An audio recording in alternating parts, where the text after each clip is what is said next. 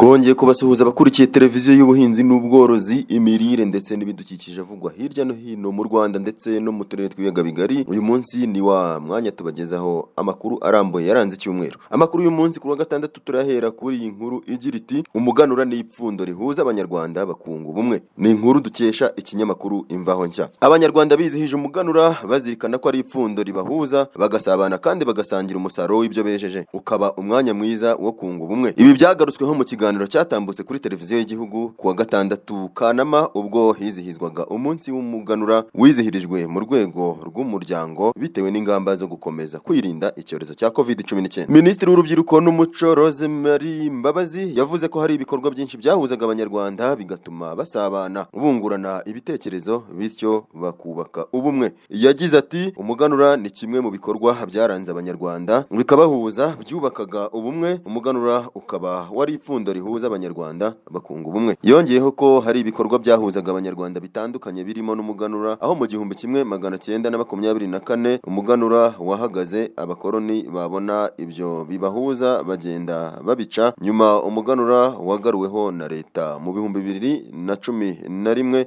mu rwego rwo kwishakamo ibisubizo nk'uko byahoze mu muco wacu. Minisitiri Mbabazi yakomeje asobanura ko umuganura utareberwa gusa mu musaruro w'ubuhinzi n'ubworozi, biharenga bikajya no mu zindi nzego. Yagize ati umuganura ntureberwa mu buhinzi n'ubworozi, ariko biraharenga kuko ari abahanzi, abavumvu, abarobyi, buri umwe yazanaga ibyo akora. N'uyu munsi ushobora kuganuza abanyarwanda ukoresheje ikoranabuhanga ku mpano ufite ngo uteze imbere abanyarwanda, kuko n'ubu turaganuza byose. Urubyiruko rw'abakorerabushake bakoresha imbaraga zabo mu gufasha abantu kwirinda COVID-19. Mukarurangwa Immaculée wari uhagarariye umunyamuryango wa Unity Club Intwara Rumuri yavuze ko baganuza abanyarwanda ibintu biri mu ntekerezo kandi n'imbuto zeze. Yagize ati twaganujwe ku ndangagaciro, dusobanurirwa cyane ikijyanye n'isano muzi nk'abanyarwanda aribwo bumwe. Abafite ubumwe bagera kuri byinshi. Kuba umunyarwanda ni igicumbi dusangiye twese nk'abanyarwanda, gukunda u Rwanda no kuba barwitangira mu gihe bibaye ngombwa. Ubu twarejeje imbuto zasoromwe, hari ibiganiro byinshi byagiye bitegurwa na Unity Club, abantu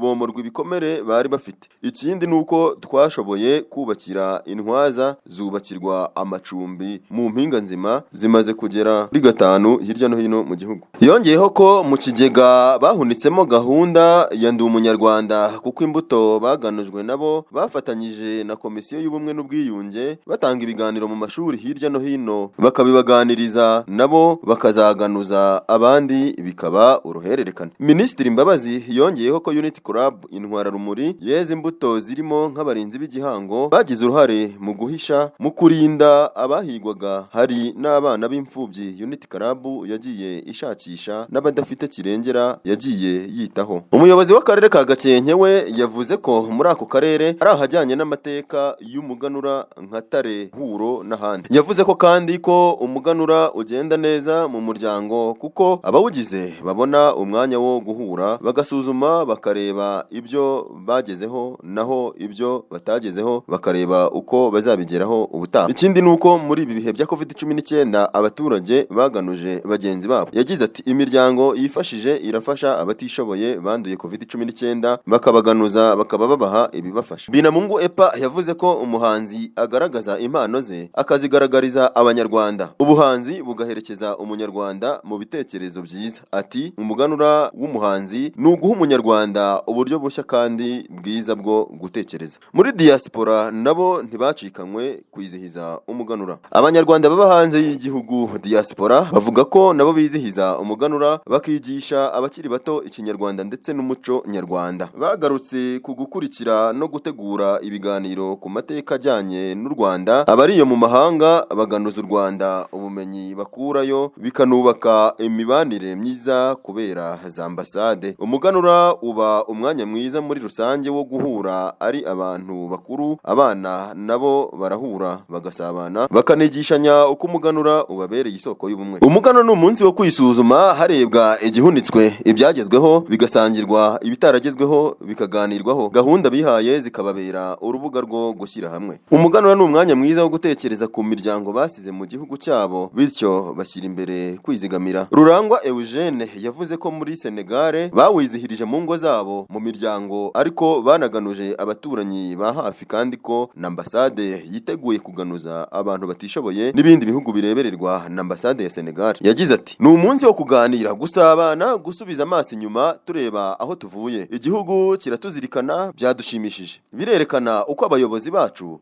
bashishikariye ubuzima bwacu nk'abanyarwanda. Antoine Rudasingwa uri mu Busuwisi yavuze ko umuganura w'uyu mwaka nubwo wizihijwe mu gihe isi yugarijwe na coronavirus, ababa muri diaspora bazirikana indangagaciro z'umuco nyarwanda zo gukunda igihugu, kurangwa n'ubupfura no gukunda umurimo nk'abagize intara ya gatandatu. Uwonkunda Placide uri mu Bushinwa yavuze ko nubwo baba mu mijyi itandukanye bitababuza kwizihiza umuganura. Minisitiri yashimiye abanyarwanda baba muri diaspora bavuga neza ikinyarwanda, bakanatoza bato ikinyarwanda n'umuco, kandi abasaba kuba urugero rwiza, bakaba imboni z'u Rwanda aho bari. Hirya no hino mu turere dutandukanye naho barishimira ibyagezweho, by'umwihariko muri iki gihe cyo kwizihiza umuganura. Mu karere ka Gatsibo barishimira ko bahinduye uburyo bwo korora, none ubu bworozi bw'inka mu buryo bwa kijyambere bukaba bubaha umukamo utubutse. Mu karere ka Nyaruguru abahinzi bibumbiye muri koperative Jyambere Muhinzi nabo bishimira umusaruro basigaye babona kuva ubuyobozi bubagezaho inyongeramusaruro n'ishwagara. Umusaruro w'ibirayi n'ibigori ukaba wariyongereye, bibafasha kwizigamira bagana ibigo by'imari. Kuri iyi ngingo Meya Nzamwita yavuze ko ubu abaturage bamaze kumenyera kwizigamira haherewe ku musaruro, nk'imyaka ntabwo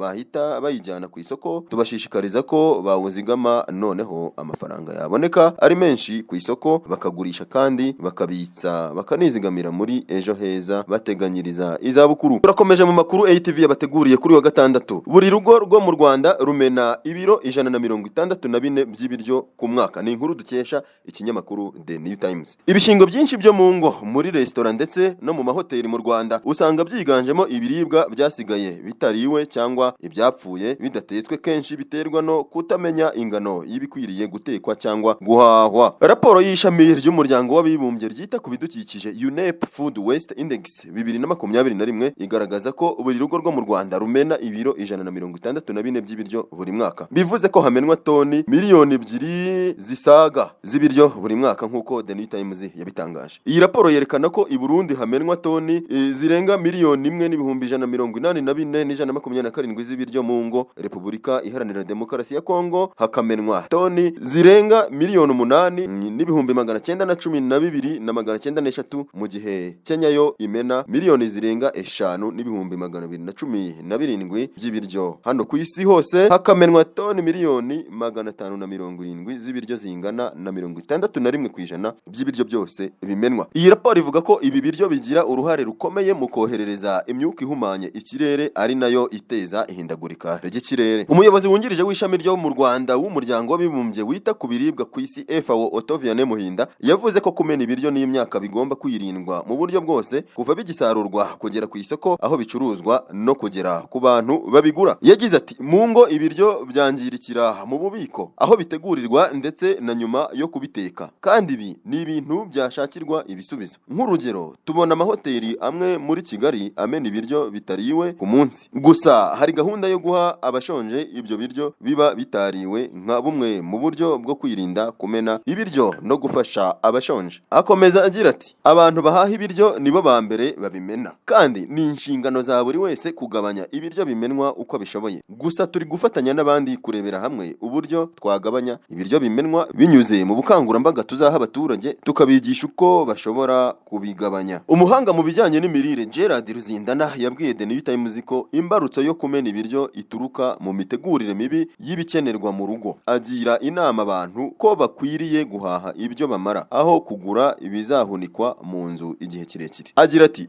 kumena ibiryo mu ngo bishobora kwirindwa. Abantu bakabika ibiryo ahantu biguma byumye, bakabirinda ko byatoha kugira ngo bitabora. Ikindi, buri rugo rukwiriye guhaha ibyo ruzateka byibura mu gihe cy'iminsi 7, aho kubihunika mu nzu bikamara igihe ari naho byangirikira. Raporo ku bushakashatsi rusange ku birebana no kwihaza mu biribwa no ku mirire yo mu 2018 yagaragaje ko 81.3% by'ingo z'Abanyarwanda badafite ikibazo cy'imirire, ariko ingo 467 zitabona ibiryo bihagije. Amakuru ya ATV tuyakomereje ku nkuru igira iti ku munsi wa mbere wo kuva mu rugo hari ababuze imodoka zibatahana ibicuruzwa biba byinshi ku isoko. Ku cyumweru tariki ya mbere Kanama 2021 ubwo abatuye Kigali n'utundi turere bari bavuye muri guma mu rugo y'ibyumweru birenga 2, amaduka n'amasoko byarafunguwe ariko abakiriya baba bake. Abagenzi nabo bakagaragaza ko babuze imodoka zibatahana iwabo mu ntara. Kigali Today dukesha iyi nkuru ivuga ko mu bicuruzwa byabuze abaguzi harimo karoti zaraye zivanwe mu karere ka Rubavu iburengerazuba, aho umufuka wazo ngo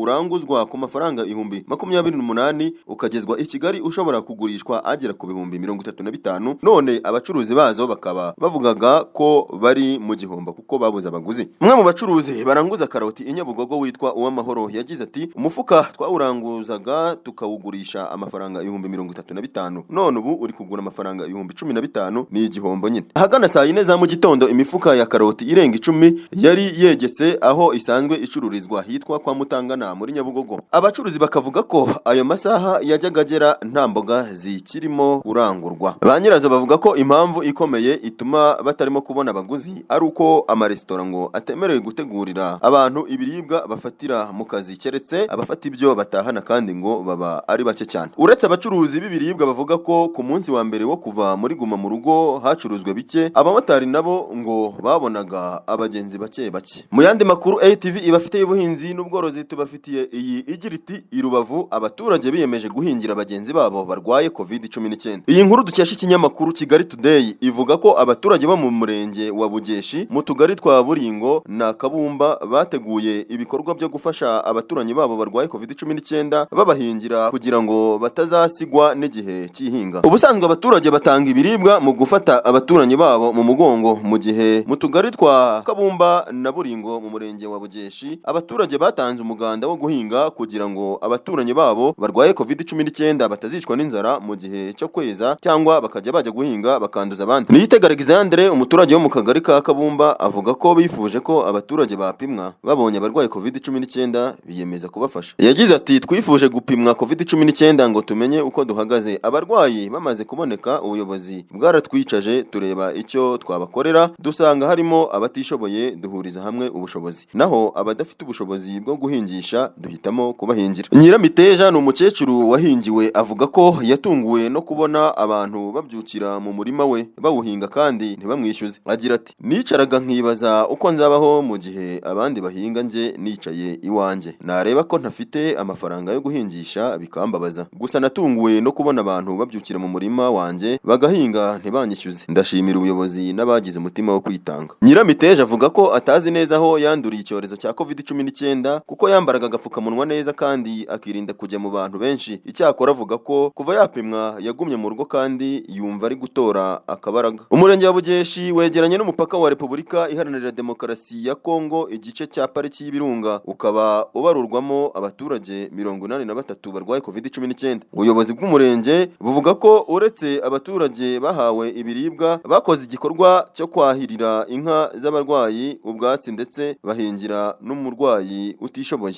Nubwo Minisiteri y'Ubutegetsi bw'igihugu yongeye gutanga ibiryo ku miryango itishoboye yashyizwe muri guma mu rugo, abaturage bo mu karere ka Rubavu bakomeje ibikorwa byo gufasha abagenzi babo batishoboye, haba abazima n'abarwayi kugira ngo bashobore kwirinda iki cyorezo cyatumye bashyirwa muri guma mu rugo. Naho ibiribwa Minisiteri y'Ubutegetsi bw'igihugu yongeye kugenera abaturage birimo umuceri, akawunga, ibishyimbo. Icyakora umujyi wa Kigali wongeyeho n'ifu y'igikoma n'amata ku babyeyi bafite abana bato. Mu gihe guma mu rugo ya mbere yatangiye tariki 17 Nyakanga 2021, abaturage batishoboye ingo zirenga 327 bari bagenewe ibiribwa birenga toni 4,700. Muri bo ingo ibihumbi hafi 293 zari zo mu mujyi wa Kigali. Icyakora kubera ko iminsi ya guma mu rugo yongereweho indi 5, Minisiteri Minisiteri y'Ubutegetsi bw'Igihugu ivuga ko kuri izi toni zari zatanzwe mbere yongeye igatanga kimwe cya kabiri cyazo zigomba gufasha abari bahawe ariko hakongerwamo n'abandi ubushobozi bwashiranye. Turakomeje n'amakuru yacu ya ATV kuri wa gatandatu. Ni amakuru yaranze icyumweru ndetse nari kuvuga hirya no hino uyu munsi. Muhanga, udusoko twa Ndaburaye turafunze kubera ko twakwirakwizaga icyorezo cya COVID-19. Ubuyobozi bw'akarere ka Muhanga buratangaza ko udusoko duto dukunze kuremera ku nkengero z'umujyi wa Muhanga dufunze kubera kutubahiriza amabwiriza yo kwirinda ikwirakwira ry'icyorezo cya COVID-19. Ni inkuru dukesha ikinyamakuru Kigali Today. Ubuyobozi buvuga ko utwo dusoko nta bikoresho byo kwirinda COVID-19 birimo nka za kandagira ukarabe, ubwiherero, ibibanza byatuma abantu bategerana cyane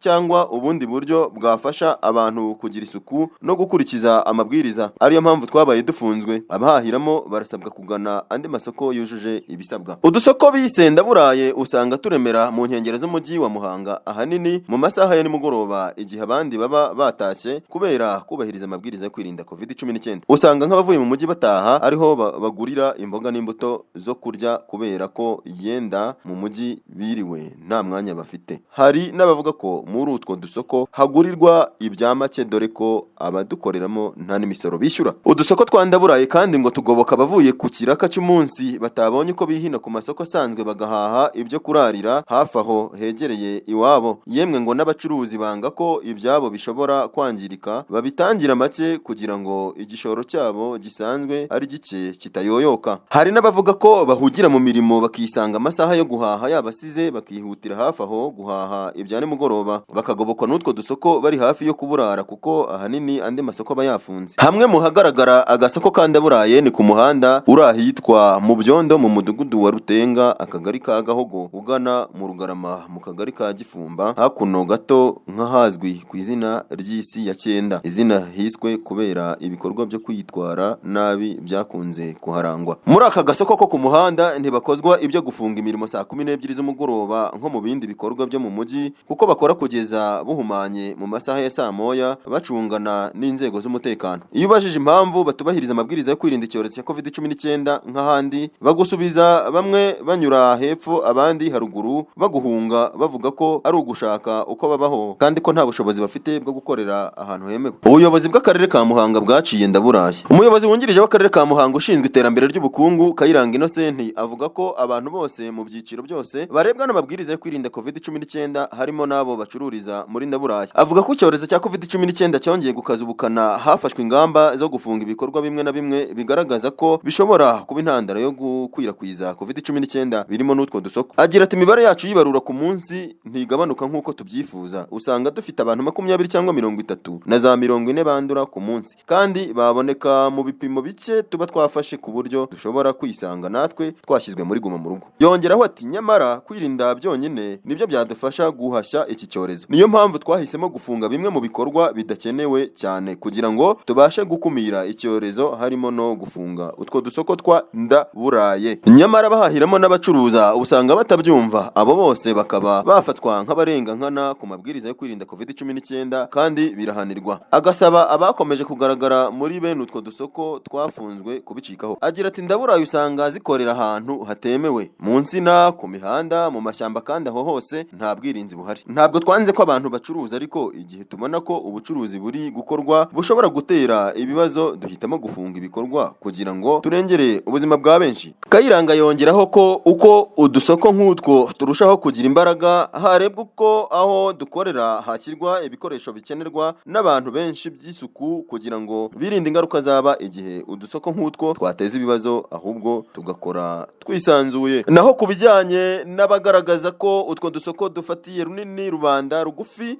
Kayiranga avuga ko ibicururizwamo binagaragara mu yandi masoko yemerewe gukora kandi guhindura imyumvire aricyo cyonyine cyatuma bagana ayo masoko bagahaha kare bakaba birinze kandi barinze nabo mu miryango yabo kwandura COVID-19. ATV kandi bafitiye indi nkuru igira iti Ubushinwa nk'igihugu cya mbere gisinyanye amasezerano n'igihugu cy'u Rwanda mu kugura umusaruro w'urusenda rwumye. Inkuru dukesha ikinyamakuru The New Times ivuga ko kuwa gatatu w'iki cyumweru Ubushinwa bwasinyanye amasezerano n'igihugu cy'u Rwanda cyo kugura umusaruro w'urusenda rw'umutuku rwumye unatuma iki gihugu cy'u Rwanda kiba icya mbere mu kujyana urusenda ku isoko ry'Ubushinwa. Iki gikorwa cyo kuba u Rwanda rwasinyanye amasezerano n'Ubushinwa nk'uko Ubushinwa buzajya bugura umusaruro w'urusenda rwumye rwo mu Rwanda kije gikurikira andi masezerano aherutse gusinywa hagati y'Ubushinwa n'umujene cyangwa se rwiyemezamirimo ukiri muto w'umunyarwanda Diego Twahirwa, nawe uherutse gusinyana amasezerano na sosiyete y'Ubushinwa yitwa Geek International kujya abagemurira urusenda arukuye mu gihugu cy'u Rwanda. Iyi sosiyete ikaba iherereye ahitwa muri Yunnan Province mu gihugu cy'Ubushinwa. Muri aya masezerano u Rwanda rwagiranye n'Ubushinwa, u Rwanda ruzajya rujyana urusenda rungana na toni 50 rwumye buri mwaka mu gihe cy'imyaka 5. Yung Jian ni umuyobozi mukuru wa sosiyete Geek International yo mu Bushinwa, yagize ati buri biro 200 by'urusenda rwumye rwinjiye mu gihugu cy'Ubushinwa ruzajya ruhabwa abacuruzi batoya, urundi ruhabwe abakiriya ndetse n'inganda zitunganya ibiryo. Nk'uko rwiyemezamirimo Twahirwa bivuga, aya masezerano yasinywe kuri uyu wa gatatu hagati y'u Rwanda n'Ubushinwa yo kugemura urusenda mu gihugu cy'Ubushinwa. Aya ngo ni urugero rutoya ndetse hakaba hitezwe andi masezerano azasinywa ku wa mbere tariki 9 Kanama. Impuguke zivuga ko ibi ari amahirwe meza y'isoko ryagutse ku Rwanda mu rwego rwo kwagura amarembo y'igicuruzwa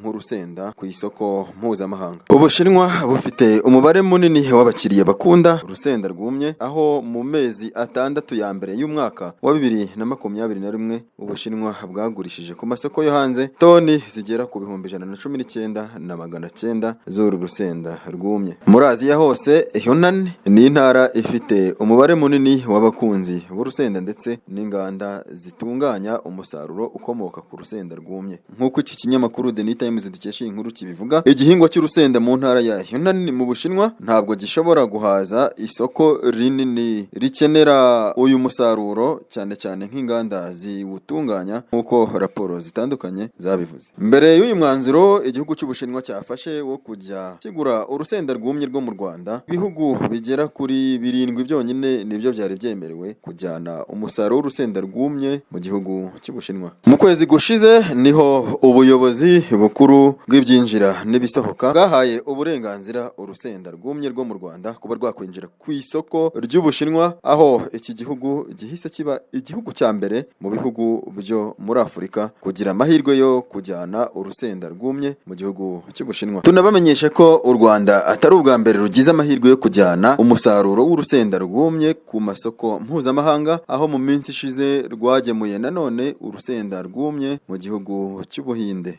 Rwiyemezamirimo Twahirwa kandi agira ati iri soko rishyashya tubonye rizakuba kabiri rinongerere agaciro umusaruro w'urusenda bitume riba isoko rihoraho. Yongeraho ati aya kandi ni amahirwe atwereka ko tubonye isoko ryiza, aho abahinzi bo mu Rwanda abo bazajya baboneraho kohereza umusaruro wabo w'urusenda. Endeye kuri aya mahirwe kandi rwiyemezamirimo Twahirwa yemeza ko abanyarwanda bazagira amahirwe menshi yo kugira isoko ryiza kandi rihoraho ry'urusenda mu gihugu cy'Ubushinwa ndetse no hanze. Hanze y'u Rwanda, ATV ibafitiye inkuru igira iti muri Leta Zunze Ubumwe za Amerika ifi ifite amenyo nk'ay'abantu yabonetse mu majyaruguru y'umujyi wa Carolina. Ifi y'imboneka rimwe ifite amenyo nk'ay'abantu bayirobye muri Leta Zunze Ubumwe za Amerika. Iyi nkuru dukesha ikinyamakuru BBC Gahuza igaragaza ifoto y'iyi fi yashyizwe ku rukuta rwa Facebook muri iki cyumweru na Janet Pierre, ikigo abantu bajya kurubamo muri Leta y'Amajyaruguru y'umujyi wa Carolina.